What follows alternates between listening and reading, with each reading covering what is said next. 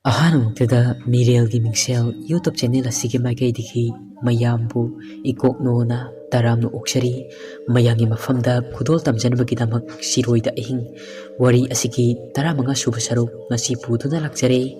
ꯋꯥꯔꯤ ꯑꯁꯤꯕꯨ ꯏꯕꯤꯔꯛꯄ ꯀꯔꯅꯖꯤꯠ ꯂꯥꯏꯇꯣꯟꯖꯝ꯫ ꯋꯥꯔꯤ ꯑꯁꯤ ꯃꯍꯥꯛ ꯃꯁꯥꯃꯛꯅ ꯑꯗꯨꯛꯀꯤ ꯃꯇꯤꯛ ꯃꯇꯝ ꯆꯪꯅ ibiraktuna channel asibu matam pumnamakta support tawbiriba adugumlaba aiba amani mayamna aiba asigi pukning thawatpiba oina mayamna nungsibiduna video asibu like share amasung channel asibu subscribe tawbiyu adum oinamak mayamgi mot comment haibiramu hawjik wari asi mayam puna taminarasi liklai abadi isitagi tum inaraktuna tanarikibi lai nupi adusu masa sontharak pugum phawrkli pati kumti oina pik thalaba mafum aduda pruk shauba makhol adu amuk taba hawrkli lai nupi adu adumak lai pruk shauba makhol adudagi amuk bom pokhairak pagumna shauriba mafum ayamba pokhai bahaurai lairiba pati kumti sing adu amuk maibul mayam ama paithorai mafum aduda leiriba amadi mahaki masai kol oiriba lalmai thanbi mayam adugi matik mayai maiga oibaga lai nupi adugi matik mayai ado mafum adu yorakpada loina mangkhre maibul sing adu paithorakle tawriba sing adu u mathak aduda leiriba makhoi mari adu tuminna yengduna leiri lamai thanbi sing aduna maikai marida leiba amamba adu pungan ngalhalle lukhrabi adu lamai thanbi sing adugi maibul oiba masakna lai lukhrabi adugi mayai pumba ado pumnamak hantharakle lai nupi adugi manak tamna lamai thanbi sing aduna manak tamna pasilakle lamai thanbi adugi matik mayai adu urbada lai lukhrabi adu maning handuna amuk mafum adu thadoktuna mahaki mafum tana hankre lai lukhrabi adugi matungda yamkraba lamai thanbi sing adu inakre maigi masak oiba adunani lai nupi aduna handuna chatkriba adu mai adugi mangalda makhoi loinamak lai nupi aduna chenkhiba ado ure amuksu makhoi sing ado makhoi masen punsinabagi damakti khalubada haraurami adubu thangnaba mikupta raju lucy amadi pare hanbado karamna phibamda leiramgani khalubada warami lanmai thanbi adugi mangal adumakna pungan ngali akoiba aduda leiriba paklaba ipak aduda ure adubu makhoi sing ado wadi amata ngangnaramde mana punglaba upal aduda adumak saidangduna leiri akoiba aduda lamai thanbi adugi mangal adumakna mafam adu pungan ngali akoiba aduda leiriba paklaba ipak aduda ure paklaba ipak thak aduda thambal mayam amasu satpa uri adubu makhoi sing ado wadi amata ngangnade mana punglaba upal aduda adumak saidangduna leiri akoiba aduda maibol mayam amasu koipai paiba ado sanaduna leiri asomdana amuk kamdauri raju lucy amadi parei hanba thawai hingnabadi asi haiduna amamba aduda lakli fatraba maiba adugi makuttagibu nantoklabadi asi haina khalammi raju du masadi adumak soli lucy amadi parei hanbana mahakpu shamduna parei hanbana rajobu namda puduna asungba amadi amamba marak aduda puduna lakli raju adu masadi yamna chokhakrabani lucy na makutta torchlight kaptuna aki tujungba khangdana nupi ama oijarabasu thawna lingjin phudoktuna mang thaduna adumak lakli lucy na hairi ipum makhoi atai singduna kamdauramgadaba makhoi singdo punsilamadi kayada nungaijagadaba parei hanbana amuk hairi hoi lucy moi masen punaramadi phagani lucy na amuk nongsu ngangdaure pung ani mukta ngaire nongsina nganthorklabadi faragani ipung parei hanbana amuk khumai nongse ngalakpada aikhoi masen thengnarabadi kayada nungaijagadaba raju adu adumak namda pori wari sanaduna makhoi ahumak awaba khangdana ninganaba laitana amamba marak aduda lakli asomdana amuk kamdauri puksel phatraba mahu puba lingi puksel chenba thawai mi adu miramlen lairamlen anigi taina famda thawai adu koipai paiduna lakli miramlen lairamlen adigi tainafam adu asuki matik ningamdaba thawai kaya amana tengthana oinaduna kapli khara amadi mamai mamit fauba lukthaduna adumak mapi oro oro taduna kappa fauba yawnari maiba asiki thawai mina ani asigi tainafam aduda lakpa matam aduda handagi lairamlaba thawai kaya aduna nauna thunglaba thawai aduda koyeng yengba horakle ningamdraba thawai kaya adugi marakta mahakpu makut paiduna takpi rakhiba oja khwaidigi ahal mahaki maiba ado yaubara haiduna mahakna koyeng yenglammi sikraba mahaki oja thawai ado thawai mayam adugi marakta tokhaina famduna leirammi thawai adu ubada maiba adugi thawai aduna manak tamna pasilakle aduga yamna usitan hairai ojabu asumna ojabu hairakpa aduda mahakpu takpirakpa oja makok adu pungak ngakre aduga mahaki oja nipa aduna hairai nangdi mafum asida kaidobgi lakliba nangna maram oiraga aina mafum asida lairamlenda tinsi tingamda miramlenda leisi lengamda kaurabra nangna ibo ningaidana khomlenya tari ngaida mona namduna aibu hatkiba ado nangbu aina faninguba ahenu masak naiba mi ama oheningubagi mahira nangbu hek takpiba nangi ojabu minamduna hatpa ngamba chatprocho mafum asi thadokduna nangi pokningna khaliba aigi ifamda mateng lauruni haiduna lakliba ado aina hodrong hono uba ngami nangna phadun thamliba taibang mi adugi thawai ado usin karamna tawgani haiba asira chatlo nangi tato karaiduna ama chatlaga tawruso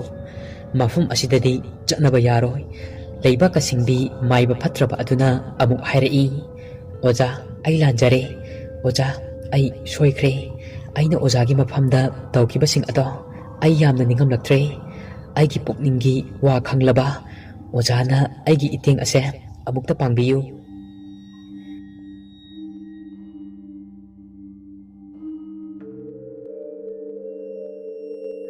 maiba phatraba aduna amuk hairai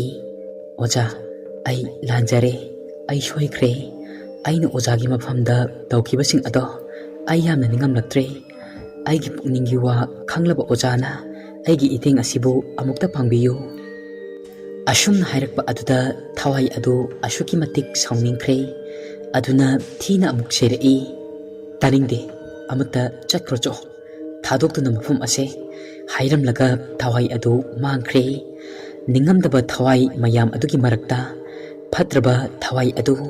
ningamdaba amuk phawre mafam aduda panthaduna leiraga magi kanaba fanglaroi khangbadagi miramlen lairamlen anigi tainafam adu thadok amuk miramlenda hankre miramlenda yaubaga maki fina kuptuna leiriba masa aduda hangi phibam aduda amuk hanjankre aduga amuk taibang mi amagum hipambadagi fuklauna hogalai mahakna hogatlaba matungda wakhal tarakpada raju adu leiramdre raju adu leiramdrabada khoirang khoisaunare asawbada masa adu thumatle masa mathanta law khongduna khangpoksing adugi manungda leiriba potchai sing adu loina thugaire rajubu kaida satkrabano mataw karamna mahak mafum asidagi mangkibano asi khalubada makok ado chai khangpoksing adugi mapalda thoklakle amadi amam marak aduda koyeng yengi adubu raju adu uba amasung thiba phangkidre nongsu tapna tapna nganthorakle angan bakorogi mangal aduda makhoi loinamak nungaiba phawrami fana nungalabashu makhoina leiriba mafum adu isuk sukpana adumak awabadi phawri maikai amadana biki sonamani isita amadi liklai aduga maikai amadana raju lucy amadi pare hanba ahing tumdabagi makhoi loinamak tufak tufai challe raju adu angan bakorong masak adu uba phangdrabasu mahaki thaktorakpa mangal machet ama fangbada asuki matek nungaiba phawi mahak hingningba amamuk phawrakle biki sonamani isita liklaisu nungalakpa matam adudadi u adugi mathak adudagi kumtharakle amuk kadomda chachige ꯑꯁꯤ ꯍꯥꯏꯗꯨꯅ ꯈꯟꯅꯔꯝꯃꯤ꯫ ꯃꯈꯣꯏ ꯑꯇꯩ ꯑꯗꯨ ꯔꯥꯖꯨꯕꯨ ꯀꯜꯂꯝꯒꯗ꯭ꯔꯥ ꯑꯃꯨꯛ ꯈꯜꯂꯤ꯫ ꯈꯟꯐꯝ ꯑꯃ ꯍꯦꯛ ꯈꯪꯖꯗꯦ꯫ ꯂꯣꯏꯅ ꯆꯔꯥꯡ ꯈꯣꯏꯔꯥꯡꯅꯔꯝꯃꯤ꯫ ꯔꯥꯖꯨ ꯑꯗꯨ ꯑꯃꯨꯛ ꯄꯣꯊꯥꯗꯨꯅ ꯄꯥꯔꯩꯍꯟꯕꯅ ꯄꯣꯔꯒ ꯄꯨꯔꯤ꯫ ꯃꯈꯣꯏ ꯃꯁꯦꯟ ꯋꯥ ꯈꯟꯅꯗꯨꯅ ꯃꯈꯣꯏꯅ ꯂꯥꯛꯂꯤꯕ ꯂꯝꯕꯤ ꯑꯗꯨꯗ ꯁꯣꯏꯗ꯭ꯔꯒ ꯂꯣꯏꯔꯦ ꯑꯁꯤ ꯍꯥꯏꯗꯨꯅ ꯌꯦꯡꯗꯨꯅ ꯆꯠꯂꯤ꯫ ꯑꯁꯣꯝꯗꯅ ꯕꯤꯀꯤ, ꯂꯤꯛꯂꯥꯏ, ꯁꯣꯅꯥꯃꯅꯤ, ꯏꯁꯤꯇꯥꯁꯨ ꯋꯥ ꯈꯟꯅꯔꯝꯃꯤ꯫ ꯑꯉꯥꯟꯕ ꯑꯗꯨꯗ ꯃꯌꯦꯛ ꯁꯦꯡꯅ ꯎꯔꯦ ꯃꯈꯣꯏꯅ ꯑꯍꯤꯡ ꯂꯦꯟꯈꯤꯕ ꯃꯐꯝ ꯑꯗꯨ ꯆꯥꯎꯔꯕ ꯄꯥꯠ ꯑꯃꯒꯤ ꯃꯌꯥꯗꯅꯤ ꯍꯥꯏꯕ ꯑꯁꯦ꯫ ꯃꯈꯣꯏ ꯃꯐꯝ ꯑꯗꯨ ꯇꯥꯟꯅ ꯀꯔꯝꯅ ꯌꯧꯔꯛꯈꯤꯕꯅꯣ ꯑꯁꯤ ꯈꯜꯂꯨꯕꯗ ꯑꯋꯥꯕ ꯑꯃ ꯑꯣꯏꯔꯦ꯫ ꯄꯥꯊꯤ ꯀꯨꯝꯊꯤ ꯑꯃꯗꯤ ꯄꯨꯊꯕꯤꯅ ꯄꯤꯛ ꯁꯧꯏ꯫ ꯃꯐꯝ ꯈꯔꯗꯅ ꯄ꯭ꯔꯨꯛ ꯄ꯭ꯔꯨꯛ ꯁꯧꯕ ꯑꯃꯗꯤ ꯏꯐꯨꯠ ꯀꯌꯥ ꯑꯃ ꯐꯥꯎꯔꯛꯂꯤ꯫ ꯁꯣꯅꯥꯃꯅꯤ ꯑꯃꯗꯤ ꯏꯁꯤꯇꯥꯅ ꯀꯪꯐꯥꯜꯒꯤ ꯁꯔꯨꯛ ꯑꯣꯏꯕ ꯑꯀꯪꯕ ꯃꯐꯝ ꯑꯃꯗ ꯑꯣꯏꯅ ꯌꯦꯡꯉꯒ ꯆꯠꯁꯤ ꯍꯥꯏꯗꯨꯅ ꯌꯥꯅꯔꯦ꯫ ꯑꯗꯨꯝꯅ ꯌꯥꯅꯕꯗꯒꯤ ꯄꯥꯠꯀꯤ ꯃꯄꯥꯜ ꯑꯗꯨꯗ ꯃꯈꯣꯏ ꯃꯁꯦꯜ ꯑꯗꯨ ꯋꯥꯔꯤ ꯁꯥꯟꯅꯗꯨꯅ ꯂꯥꯛꯂꯦ꯫ ꯑꯁꯣꯝꯗꯅ ꯃꯥꯏꯕ ꯑꯗꯨꯁꯨ ꯔꯥꯖꯨꯕꯨ ꯊꯤꯕ ꯑꯉꯥꯟꯕ ꯃꯔꯛ ꯑꯗꯨꯗ ꯃꯥꯒꯤ ꯈꯥꯡꯄꯣꯛꯁꯪ ꯑꯗꯨꯒꯤ ꯃꯅꯨꯡꯗꯒꯤ ꯊꯣꯔꯛꯂꯦ꯫ ꯐꯪꯅꯕ ꯊꯤꯒꯦ ꯍꯥꯏꯕ ꯃꯍꯥꯛꯀꯤ ꯂꯩꯔꯤꯕ ꯈꯥꯡꯄꯣꯛꯁꯪ ꯑꯗꯨ ꯊꯝꯂꯝꯂꯒ ꯑꯁꯨꯛꯄ ꯎꯃꯪ ꯑꯗꯨ ꯑꯃꯨꯛ ꯐꯥꯎꯗꯨꯅ ꯂꯥꯛꯂꯦ꯫ ꯑꯊꯦꯡꯕ ꯑꯃꯝꯕ ꯑꯍꯤꯡ ꯑꯃꯗ ꯊꯋꯥꯏ ꯍꯤꯡꯅꯕꯅꯤ ꯍꯥꯏꯗꯨꯅ ꯃꯈꯣꯏ ꯑꯍꯨꯝ ꯑꯗꯨꯁꯨ ꯊꯥꯗꯣꯔꯛꯄꯅ ꯊꯣꯛꯂꯛꯄꯅ ꯃꯈꯣꯏꯅ ꯆꯠꯂꯤꯕ ꯂꯝꯕꯤ ꯑꯗꯨ ꯀꯗꯥꯏꯗꯅꯣ ꯍꯥꯏꯕ ꯃꯦꯟꯃꯥꯟ ꯑꯃꯠꯇ ꯇꯥꯖꯗꯦ꯫ ꯃꯤꯀꯨꯞ ꯈꯔꯒꯤ ꯃꯅꯨꯡꯗ ꯊꯝꯕꯥꯜ ꯍꯧꯕ ꯄꯥꯠ ꯑꯗꯨ ꯌꯧꯔꯦ꯫ ꯂꯨꯁꯤ, ꯄꯥꯔꯩꯍꯟꯕ ꯑꯃꯗꯤ ꯔꯥꯖꯨ, ꯏꯁꯤꯇꯥ, ꯕꯤꯀꯤ, ꯁꯣꯅꯥꯃꯅꯤ, ꯂꯤꯛꯂꯥꯏꯁꯨ ꯃꯈꯣꯏ ꯑꯍꯨꯝꯅ ꯂꯥꯛꯄ ꯑꯗꯨꯗ ꯎꯔꯦ꯫ ꯃꯈꯣꯏ ꯃꯁꯦꯟ ꯑꯃꯨꯛ ꯄꯨꯟꯁꯤꯜꯂꯦ꯫ ꯃꯈꯣꯏ ꯃꯔꯤ ꯑꯗꯨ ꯔꯥꯖꯨꯅ ꯂꯥꯛꯄꯗꯨ ꯎꯕꯗ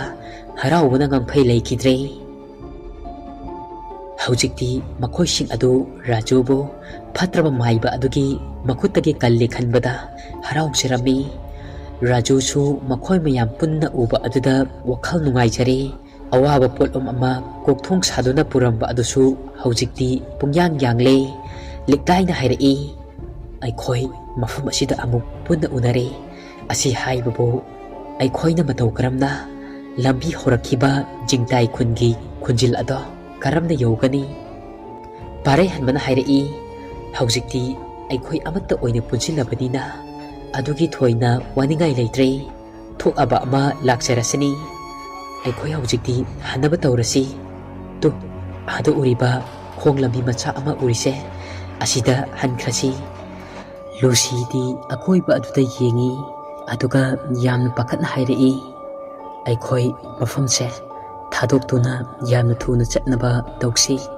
ꯁꯣꯅꯥꯃꯅꯤꯅ, ꯀꯩꯗꯧꯔꯒꯦ ꯂꯨꯁꯤ, ꯅꯪꯅ ꯌꯥꯝꯅ ꯐꯤꯡꯗꯨꯅ?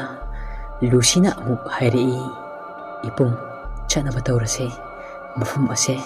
ꯀꯨꯏꯅ ꯄꯟꯊꯗꯨꯅ ꯂꯩꯔꯕꯗꯤ ꯑꯩꯈꯣꯏ ꯍꯦꯟꯅ ꯈꯨꯗꯣꯡꯊꯤꯅꯤꯡꯉꯥꯏ ꯑꯣꯏꯔꯒꯅꯤ꯫ ꯃꯥꯂꯪꯒꯤ ꯁꯥꯎꯝ ꯐꯪꯕꯗ ꯄꯥꯠ ꯑꯗꯨꯒꯤ ꯅꯤꯛ ꯅꯤꯛ ꯂꯥꯎꯕ ꯏꯁꯤꯡꯗ ꯏꯊꯛ ꯏꯄꯣꯝ ꯅꯥꯏꯔꯤ ꯑꯃꯗꯤ ꯄꯥꯠ ꯑꯗꯨꯗ ꯍꯧꯔꯤꯕ ꯊꯝꯕꯥꯜꯁꯤꯡ ꯑꯗꯨ ꯃꯥꯂꯪꯒꯤ ꯁꯥꯎꯝ ꯐꯪꯕꯗ ꯊꯝꯅꯥꯁꯤꯡ ꯑꯗꯨꯒ ꯂꯣꯏꯅꯅ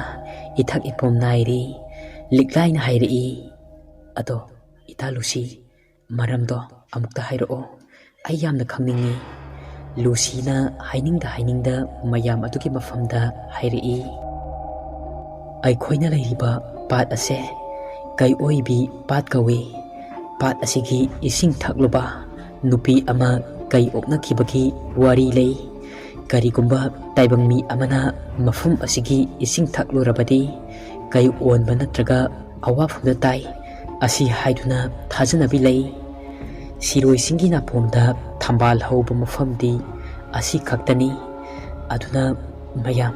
ꯑꯩꯈꯣꯏ ꯃꯐꯝ ꯑꯁꯦ ꯊꯥꯗꯣꯛꯇꯨꯅ ꯊꯨꯅꯃꯛ ꯆꯠꯁꯤ꯫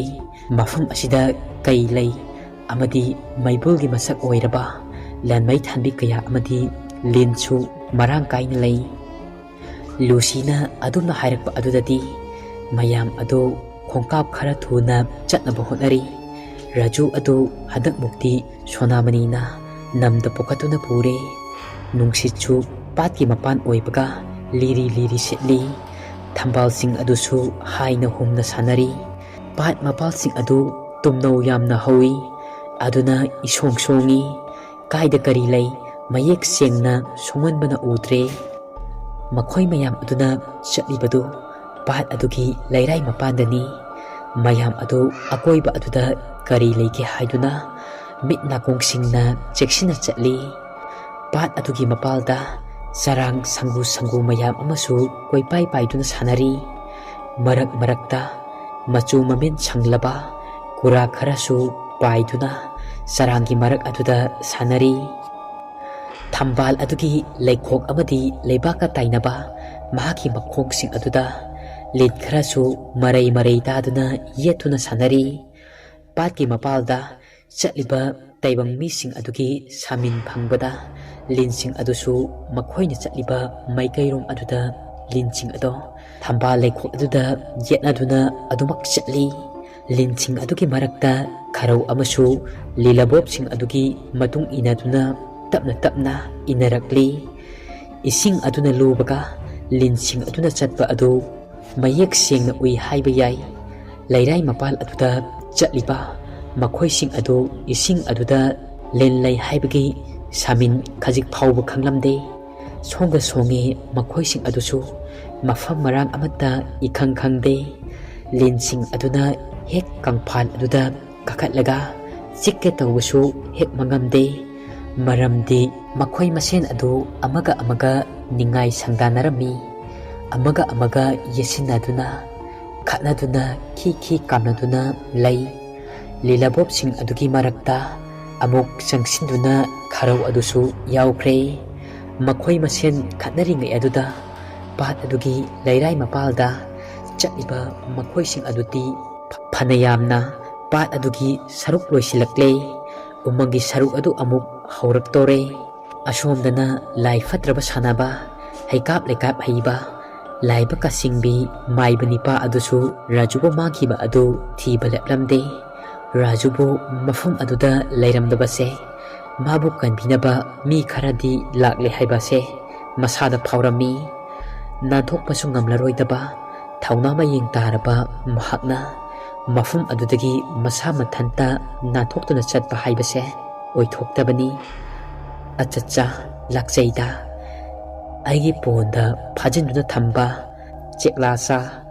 nangi masa kaknudabana nangdi phrang haina hairamlaga paikhra boire. Phai aina nangbu phangnaba thigani aigi iyaini kanamatana mafum asidagi nathokduna nangbu puduna chatpa haibase oithoktabani. Aise kayada pangliba miramlen lairamlen anigi tainabada aina satlamdrabadi asumna khak thoklamloi. Mi makop phanjarabasu saying chaba chagi wakhal chelubana khantanabagi pangan mangkhre. Adubu maiba aduna ahing aduda rajuna nanthokduna chatrabasu yamna panglap lapnadi chatlamu haiduna khalammi. Sukpa umang adugi mafum ayamba amadi lambidi mahak loina khangi. Suklaba urak warak ado haidok-haidoktuna nungaitaba wakhal khantuna maiba adu laklammi. Narak mongsonga oibaga songa songi asonga marak aduda kari leike haibadi masa adu khangjaramde. Mahakna asumna lakpa aduda khwaidagi songba mafum ama yaure. Songliba napising aduna mahaki marek mu wangi. Sakpham kairaba yengbada akiba phanglaba sawong sada adu masa adu nom duna chatli. Khanghaude asonga marak aduda magi yet thangba khong adu karigumba masak udaba amana marai tasilak